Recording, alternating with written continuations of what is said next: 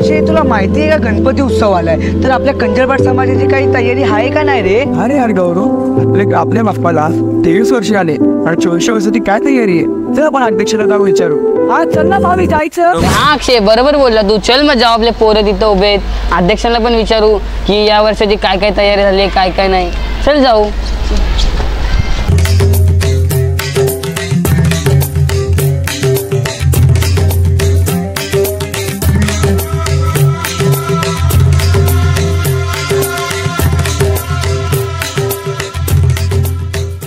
अरे काय रे मुलांनो, तुम्ही इथं बसले, आपल्या गणपतीची तयारी चालू आहे का नाही? तुम्हाला काय माहिती आहे का नाही रे? गौरव मला पण नाही माहिती. असं ना आपण सगळे अध्यक्ष बाबांना विचारू. आपला 23 वर्ष झाला तर 24 वर्षाची काय तयारी. चला आपण हो आज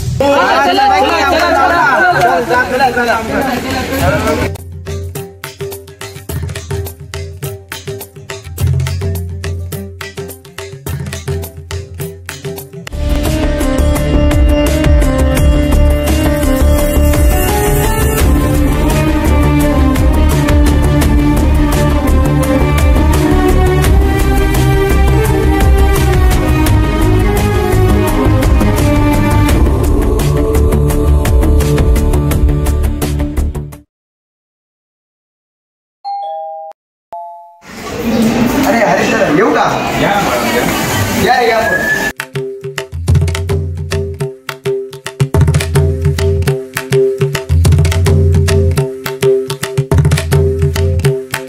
काय झालं बाळांनो, काय विषय घेऊन आले आज एकत्र कसे काय करत?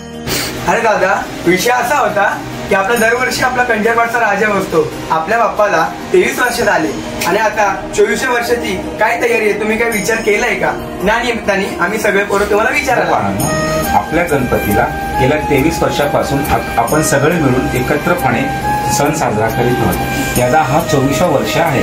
या वर्षीही आपण चांगल्या प्रकारे तयारी केलेली आहे आणि मोठ्या उत्साहाने तयारी केलेली आहे. यावर्षी आपण लोकांसाठी सांस्कृतिक कार्यक्रम, लहान मुलांसाठी कलेचा व छान छान खेळ ठेवल्यात व मोठ्या वर्षासाठी विविध प्रकारचे आपण सवलत देत आहे. काही लोकांना आपण विविध प्रकारच्या मोफत सल्ला देत आहेत.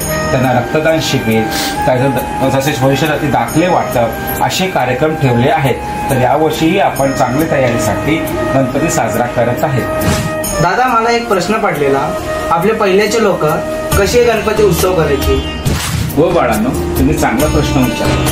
हे तुम्हालाही माहीत पडायला पाहिजे की आपली माणसं पहिले कशी गणपती साजरा करायची. बाळांनो, आपण जेव्हा हा 23 वर्षापासून गणपती उत्सव साजरा करायचा तेव्हा आपण 1-1 रुपयापासून अशा घरोघरी जाऊन वर्गणी काढायचं आणि 1 ते 1.5 फुटापर्यंत आपण गणपतीची मूर्ती आणून एका खोलीमध्ये आपल्या झोपडपट्टी वसाहतीमध्ये हा गणपती आपण एका खोलीमध्ये बसायचो. त्या खोलीमध्ये आपण दिवस रात्र सर्व धर्म समभाव समजून हा गणपती साजरा करायचो आणि सगळ्यांना एकत्र कोणी करून आपण गणपती उत्सव हा मोठ्याने आनंदाने आणतो आणि गणपती बाप्पाला आनंदाने आपल्या गणपतींना कितीही मोठ्या संकट आला तरी या गणपती आपण साजरा बंद केलेला नाही. आपण या गणपतीमध्ये वरिष्ठ, मोठे मोठे, छोटे पोरं एकमेकांना समभाव समजून संबंध समजून हा गणपती साजरा करायचे आणि घरी घरी जाऊन असे 1-1 रुपया गोळा करून लोकांसाठी आपण अन्नदान असे शिबिर ठेवायचं आणि प्रत्येकाला गणपती साजरा करण्यासाठी आम्ही त्यांना विनंती करायचो की गणपती साजरा करायला आमच्या मंडळात या. आज आपल्या मंडळ किती मोठा झाला आहे हे सगळं तुम्हाला माहिती आहे. 24 वर्ष आपल्या गणपतीला साजरा उत्सव होत आहे आणि या आपल्या एकच गणपती बाप्पांना प्रार्थना करतो. आता सध्या हा गणपती लहानापासून मोठा झाला आहे. 23 वर्ष आपण गणपतीची सेवा केली आहे आणि हा आता 24वा वर्ष सुरू आहे. तर या 24 वर्षात आता आपण खूप मोठ्याने आणि गणपती बाप्पाच्या आशीर्वादानेच हा गणपती आपला खूप मोठा आणि मंडळही मोठा झाला आहे. तर यावर्षी आपण गणपती बाप्पाला हसत आणि खेळत आणि आनंदाने सर्व एकत्र मिळून आणूया आणि त्यांना गणपती सण मोठ्या उत्सवाने साजरा करूया. दादा, मला अजून एक प्रश्न होता. मागच्या वर्षी आपण केदारनाथचं डेकोरेशन केलेलं, मग आपला पेपरामध्ये 2रा क्रमांक आलेला. मग या वर्षी तुम्ही काय डेकोरेशनचा नवीन विचार केला आहे? हो बाळांनो, तुमचा प्रश्न अगदी बरोबर आहे.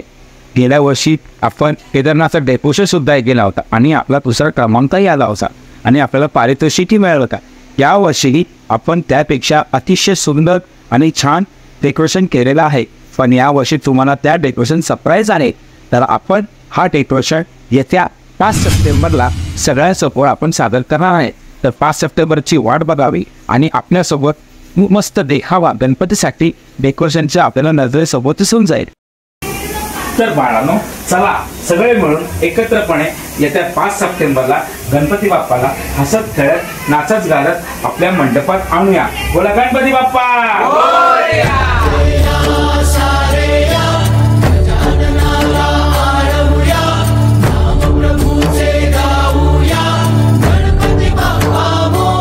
दादा, खूप आनंद झाला आम्हाला तुमच्याकडे येऊन आणि असेच आपले गणपती बाप्पांची तयारी आपण आता साजरा करूया.